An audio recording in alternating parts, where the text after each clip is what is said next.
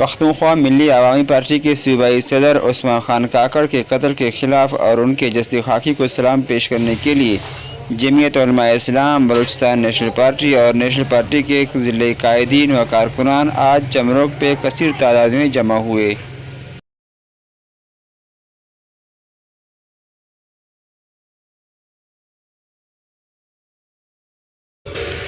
جمعیت علماء اسلام کے ضلعی general secretary مولانا عنایت اللہ رودینی کا کہنا تھا دوسرے جو ادارے ہیں وہ اس کی ذمہ دار ہیں کہ وہ اس کو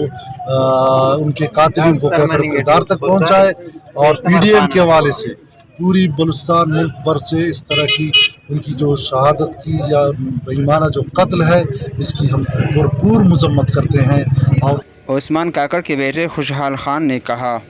لالا نے ہمیشہ مظلوم اقوام کی سیاست کی ہے۔ لالا نہ کسی ایک قوم کے لالا تھے، لالا نہ کسی ایک فرد کے لالا تھے، نہ لالا کسی ایک گھر کے لالا تھے، وہ مظلوم اقوام کے لالا تھے۔ وہ پشتون، بلوچ، سندھی، سرائکی سب مظلوم